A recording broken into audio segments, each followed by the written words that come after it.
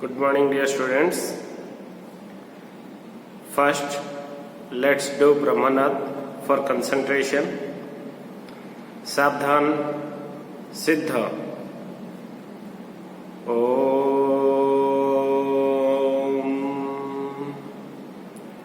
Om. Santi, Santi, Santi. Swastha. So, dear students, again welcome back to your BSM class. In our previous class, we had discussed about the commerce. Okay, so the business activities are of two types, that may be industry and the second one is commerce. So, in previous class, we had already discussed about commerce. What is commerce? Commerce refers to all those activities which are related to exchange, purchase or sale of goods and services. Okay, so what are the various obstacles or hindrances which are came in the line of trade? जो हम लोग business कर रहे हैं वहाँ पे क्या क्या ऑब्स्टैकल्स है, क्या क्या हिंड्रेंसेस है. Hindrances means obstacles. So what is the function of commerce? So the functions of commerce are of 6 categories. So out of the 6 category, I think you able to know about all these categories. So the first one is removing the hindrances of person. So the hindrances of person generally removed with the help of chain of middlemen. So that chain of middlemen is the part of commerce. उसी तरह ही the second one था removing the hindrances of place. Place में जो problem था, एक जगह पे production हो रहा है, दूसरे जगह में कंजम्पशन हो रहा है. So that hindrance or that obstacles can be removed with the help of transportation facility. So the transportation facility is the part of commerce. Then उसी तरह ही एक था removing hindrances of risk. Risk can be removed with the help of insurance facility. Okay. And उसी तरह ही और एक था time, removing the hindrances of time. The time can be removed with the help of warehousing. एक time में production हो रहा है और वो उसका जो कंजम्पशन है वो थ्रू आउट द ईयर हो रहा है, या फिर ऐसे बोल सकते हैं कि through out the year production हो रहा है लेकिन उसका कंजम्पशन एक पर्टिकुलर टाइम में हो रहा है. तो उसके लिए क्या चाहिए? वेयर हाउसिंग चाहिए. Warehousing in order to keep the goods at a safe mode. ठीक है, until it is required. और एक था last one, that is your hindrances of knowledge. Knowledge about the product, knowledge about the item that can be delivered to the customers with the help of advertising. If the producer providing proper advertising facility about the product, then the customers are able to know that product. जैसे हम लोग TV में देखते हैं तभी जाके हमको कुछ आइडिया होता है. यूट्यूब में अगर आप लोग कुछ ऐड देखते हैं उसके वजह से आप लोगों को कुछ आइडिया होता है कि मार्केट में क्या नया प्रोडक्ट आया है. ठीक है. So the producer has to make advertising of the product in order to aware the customers about the new product. ठीक है. So in this class we are going to discuss the various branches of commerce. In previous class we discussed about the functions of commerce. So in this class we are going to discuss the various branches of commerce. So generally the branches of commerce are of two types, that may be first one is your trade. Okay, then the second one is your aids to trade. So in this class we are going to discuss about the first part, that is your trade. So all the commerce activities are divided into two categories. These are, the first one is your trade and the second one is aids to trade. Okay, so let us discuss the first one, that is your trade. Trade again यहाँ पे मैं पहला diagram बना देता हूँ, उसके हिसाब से हम लोग डिस्कस करेंगे. ठीक है. Trade again divided into 3 categories. The first category is your internal trade. Second one is your external trade, and the last one is a wholesale or retail trade. Okay, so these are the various types of trade. The trade means what? First we have to understand what is trade. Trade का मतलब क्या होता है, ठीक है. Trade refers to all those activities which are required to carry out the goods from the place of producer to the place of consumer. Producer की जगह से कंज्यूमर की जगह तक लेने के लिए जो जो तरह के एक्टिविटीज़ होते हैं उसको हम लोग क्या बोलते हैं, ट्रेड. सो ट्रेड में refers to all those activities which are required to move the goods from the place of producer to the place of consumer. Producer से की जगह से लेके कंज्यूमर की जगह तक गुड्स को डिलीवर करवाने के लिए जितने भी सारे प्रोसेस है उसको हम लोग क्या बोलते हैं, ट्रेड. ठीक है. Generally it is not possible that the producer will make a direct contact with the customer. So that's why there is a need of trade facility which helps to sell the goods to the customers. Goods को producer तो directly sell नहीं कर पाएगा, इसीलिए क्या होगा, producer कुछ middle man को हायर करेगा, कुछ मतलब ऐसे एक्टिविटीज़ करेगा जिसके वजह से गुड्स सेल हो पाएगा कस्टमर को. तो वो सारे एक्टिविटीज़ कहाँ पे आएंगे, ट्रेड में आएंगे. Let us discuss the various types of trade: internal, external, wholesale trade. So dear students, what is internal trade? As the name suggests, internal. Internal means within, limited. External means outside. ठीक है. Internal means inside, external means outside. So what is internal trade? Internal trade refers to the trade where the trade activities are carried out within a certain limit, or we can say within the country, within the boundaries of a country. That is called your internal trade. So internal trade में basically क्या होता है, it refers to all those trade which are carried out within the country. एक country के अंदर में जितने भी सारे ट्रेड होते हैं, जितने भी सारे टाइप्स ऑफ बिजनेस होते हैं, उस सब को हम लोग क्या बोलते हैं, internal trade. Let us discuss it.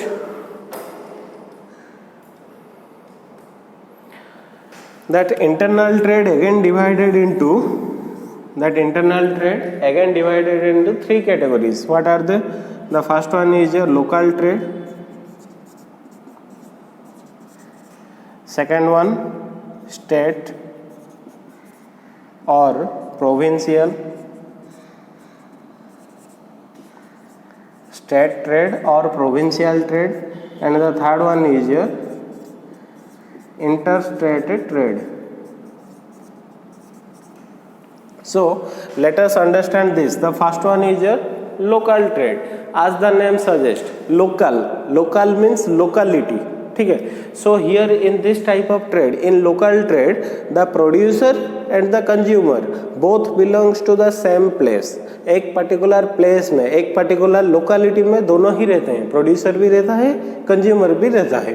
तो वहाँ पे क्या होता है, गुड्स प्रोड्यूस होता है and that will be sold at local markets. Local market में ही वो सारे चीज़ों को बेचा जाता है. तो वहाँ पे consumer and producer both belongs to one particular locality और वन पर्टिकुलर प्लेस. ठीक है.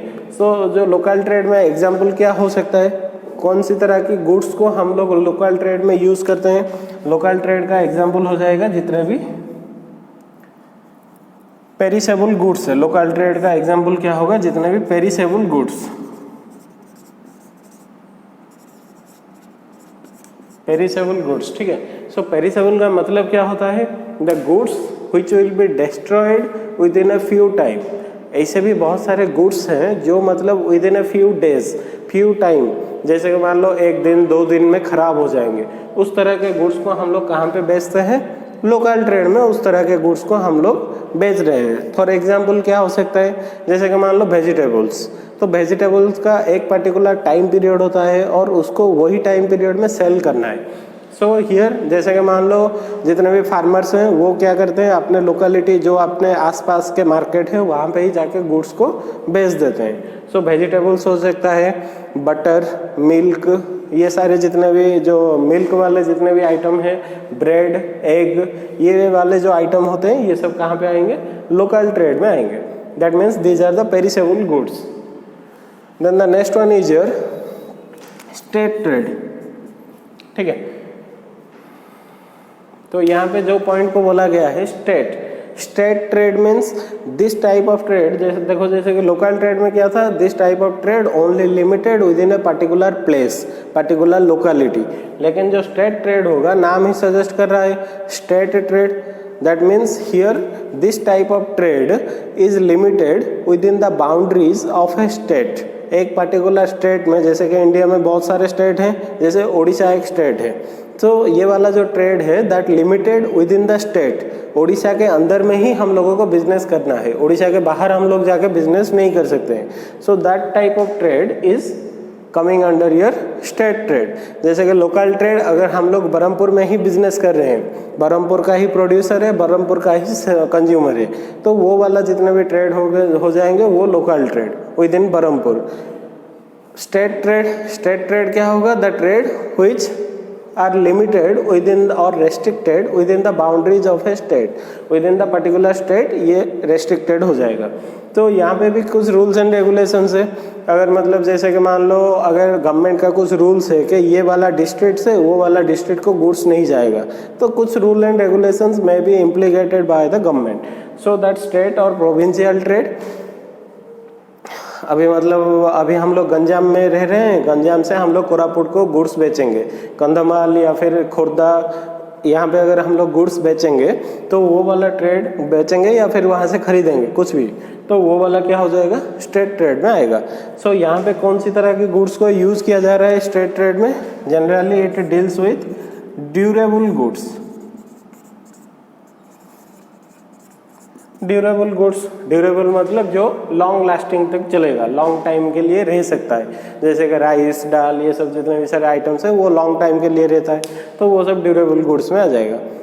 Then the last one is your inter state trade. नाम ही सजेस्ट कर रहा है inter state, the trade which confined to the boundaries of a particular country।